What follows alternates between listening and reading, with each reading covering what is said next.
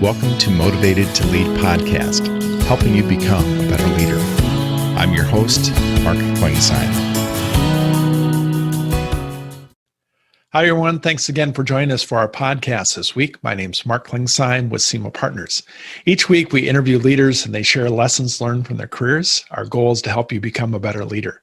This week, we're happy to have with us Geoff Crouse. Geoff is the CEO of Syneron, Candela, and he has just some great leadership lessons he's going to share with us today. He's got some insights I think will be helpful in your career.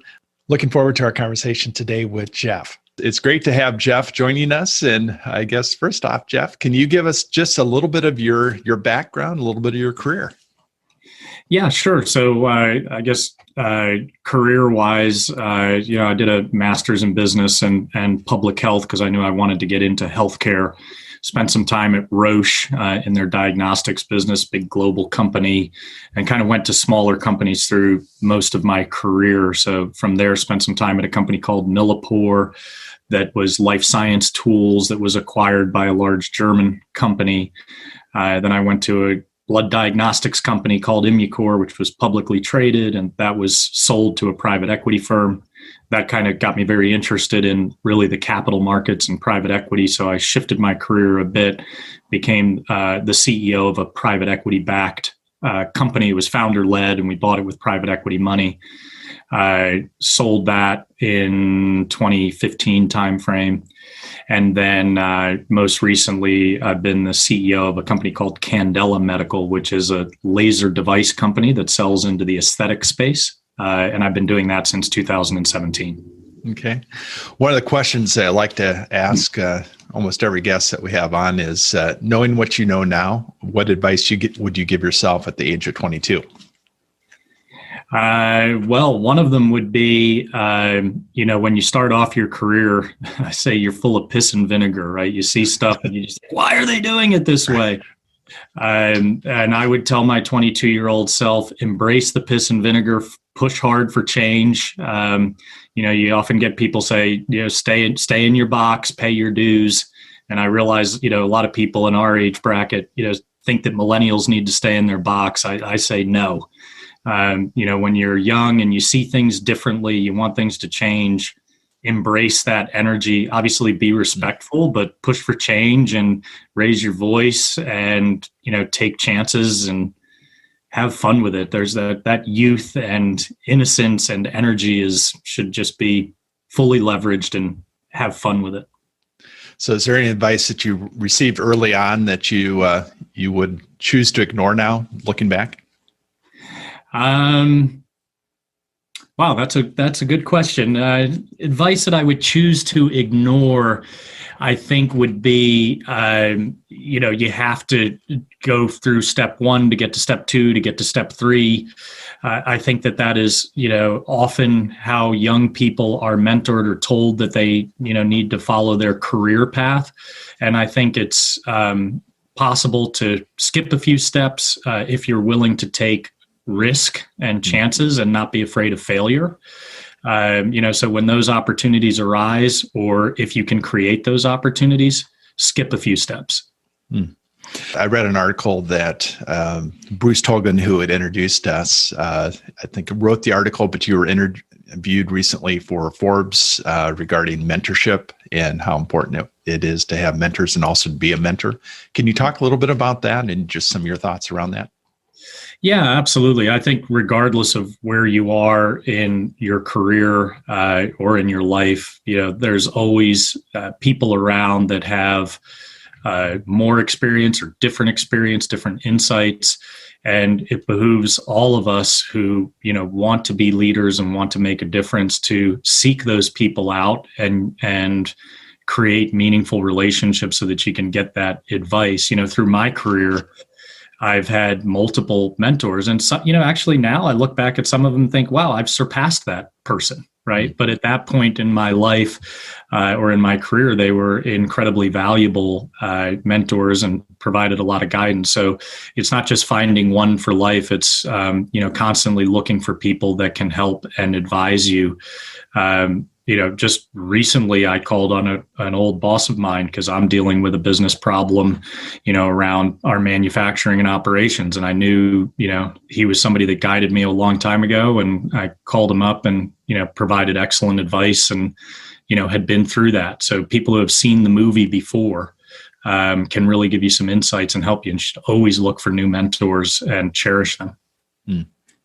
So thinking back to that first, we have a number of new leaders, maybe first time leading their first team or their new CEOs. What advice, thinking back to kind of that first management of a team, what advice do you wish you would have had prior to that? Be very selective. There's lots of advice there. So one of the key things is, you are not an expert in any areas. You might be an expert in one or two, but there's going to be a ton of areas as you lead that you're picking up new responsibilities that you know little or even nothing about.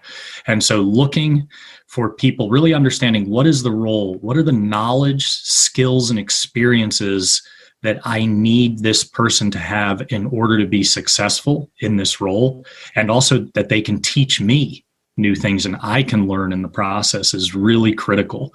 So, you can't just take the team that you inherit. You have to really look critically at where your strengths and weaknesses are, what the organizational need is, the business need, and be very thoughtful about getting the right knowledge, skills, and experiences in place. The other thing that I would say is new leaders often hire below them intentionally because they're insecure. When you're hiring as a new leader, a first-time leader, the single greatest thing you can do is hire people that you think should be doing your job or can do your job within a year or two.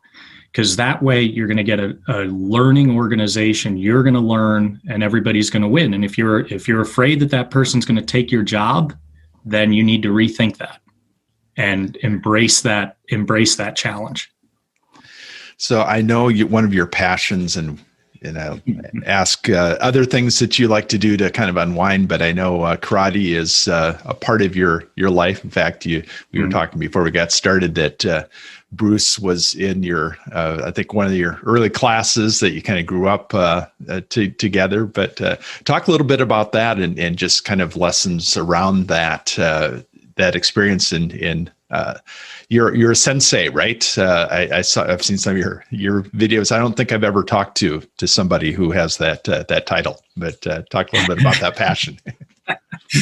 Yeah. So, one of the things that I learned in martial arts that has applied to my career is that, there is no end game. There's no such thing as perfection. There's no such thing as mastery. You're always a student. And embracing and enjoying the process of learning is, what makes it fun. And I think when you're learning a martial art and it truly is a life endeavor, you can apply that to other things, especially, your career.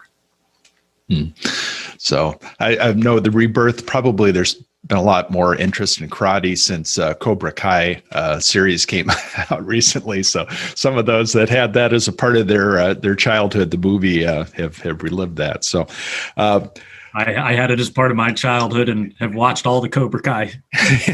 Absolutely. Good fun. What do you want to be known for as a leader? What are some of the things that you want to be known for, kind of a legacy? Well, the first thing I want to be known for is somebody that dealt with people and with the world around us with a sense of integrity and purpose. I think that there's so many people nowadays, and luckily our political environment has changed recently, but we have a lot of leaders around the world and in society in important positions that are in it for themselves. And that's not what leadership is about. I really take great pride in mentoring people that work with me and trying to understand what is it that they want to do, where do they want to be, and doing my part to help them get there. I also, in running businesses, want to make it a place where people have a sense of pride and mission, that they're doing something of value.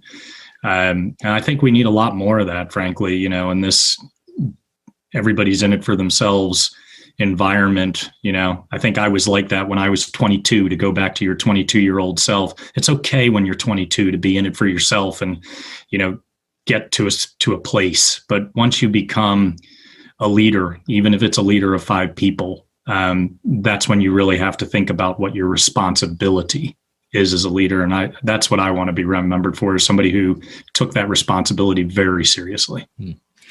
So talk a little bit about any lessons that you've learned in the last 10 months. We're living in some interesting times, and there's been a lot of pivoting that most people have had to do in their companies and their organizations. But talk about any lessons that you've learned in the last 10 months.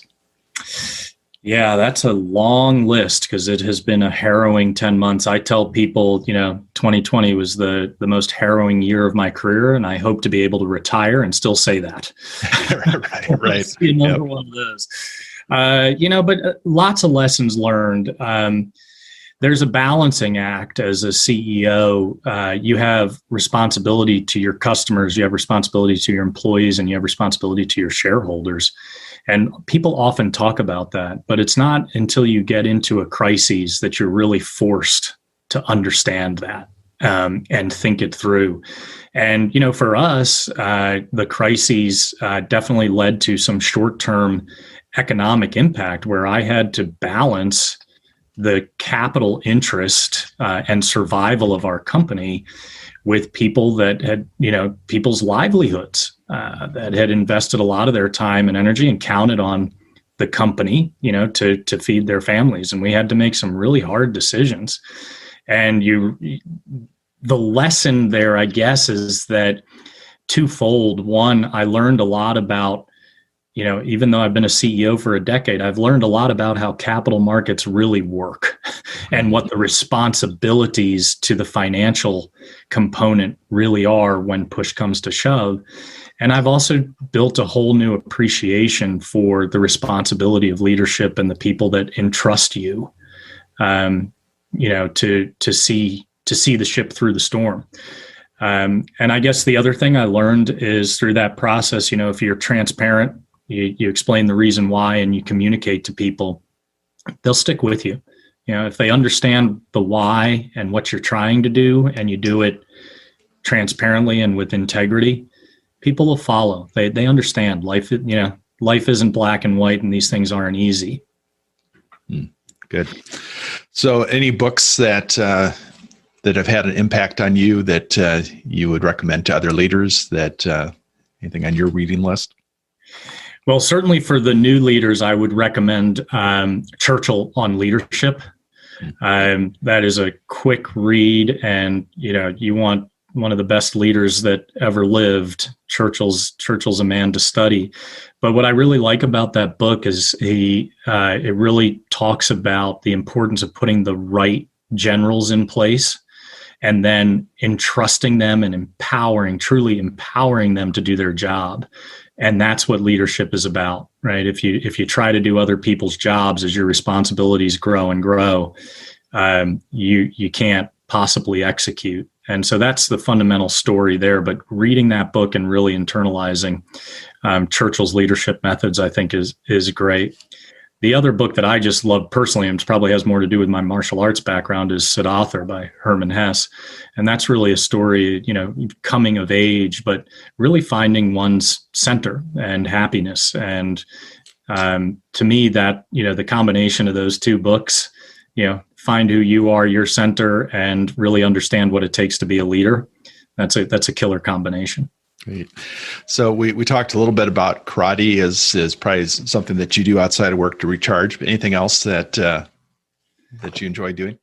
Well, I'm an adrenaline junkie. Okay. So if it involves risk and potential injury, I generally do it. So I like sports a lot. So I'm a kite surfer and mountain biker. I do a lot of road cycling. I do my martial arts. So that's an area where I channel my energy. And really, great. So any parting advice that you would give to a new and up and coming leader? enjoy the learning process. Don't be afraid of failure. That going back to Churchill, right? Success consists of going from failure to failure without losing enthusiasm. And so, that doesn't mean you get into things to fail, but you have to get into things that you have a reasonable chance of failure. That's the only way you really challenge yourself. And, that's basically a constant learning process. So that would be my parting advice. Enjoy learning. Great. Well, thanks, Geoff. I appreciate your time and insights today. This has been a lot of fun, and definitely wish you continued success in your career and as you build your company. Thanks, Mark. It was really nice to speak to you. Have a great day. You too. Thank you for listening to the Motivated to Lead podcast. Please subscribe on iTunes. You can also see a video version of this interview at motivatedtolead.com. This podcast is brought to you by SEMA Partners, helping you find your next great leader.